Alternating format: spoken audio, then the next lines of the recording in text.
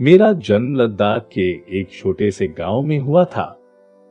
उस गांव में केवल 4 या 5 घर थे, कोई स्कूल नहीं था। आमतौर पर लोग इसे एक समस्या के रूप में देखेंगे, लेकिन यह मेरे लिए सौभाग्य की बात थी कि मेरे गांव में कोई स्कूल नहीं था। मुझे मजा आ रहा था जब दूसरे स्कूलों के बच्चे अंग्रेजी, हिंदी, उर्दू सीख रहे थे और डरावने शिक्षकों से लड़ रहे थे। लेकिन मैं तो मजे से सिंधु नदी में गोता लगाता था, मैदान पर खेलता था और पहाड़ों पर चढ़ता था। मैंने 8.5 साल की उम्र तक स्कूल को देखा भी नहीं था, लेकिन मेरी माँ मुझे सुबह शाम लद्दाख की स्थानीय भाषा पढ़ाती थी।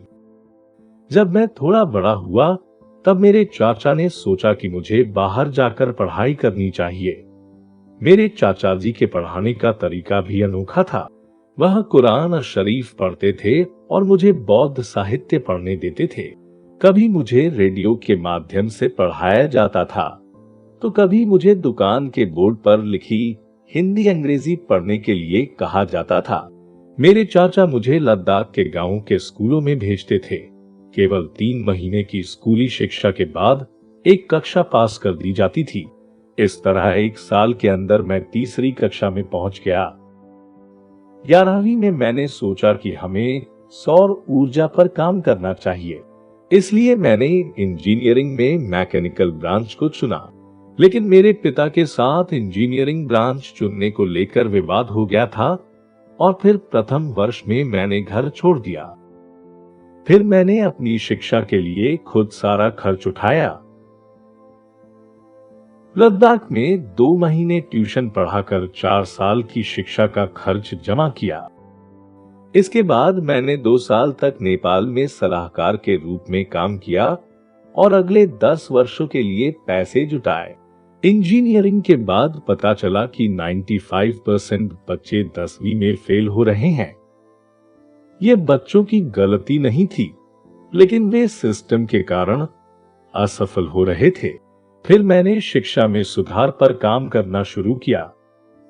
पास और फेल होना ऐसी चीज है जिसके बारे में हमें सोचने की जरूरत है। मैं हमेशा प्राकृतिक ऊर्जा के उपयोग पर जोर देता हूं। आज का युवा रात को देर से सोता है और सुबह देर से उठता है। तुम अपनी घड़ी को 1 घंटा आगे बढ़ाओ। मैं भी इस प्रयोग को आजमाता हूं।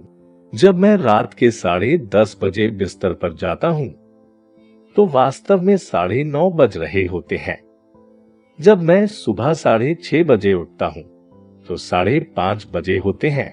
इस तरह हम अपनी दिनचर्या को व्यवस्थित कर सकते हैं। सुबह का सूरज सबसे अच्छा और शुद्धतम प्रकाश देता है। अगर हम उस समय सोते हैं और रात में लाइट जलाकर काम करते हैं, तो ये प्रकृति के खिलाफ है। मैं खुद को वास्तव में स्वार्थी मानता हूं। जो दूसरों के बारे में सोचता है, वो मेरे लिए स्वार्थी है। हम सब ऐसा करेंगे तो फिर लोग हमारे बारे में भी सोचने लगते हैं।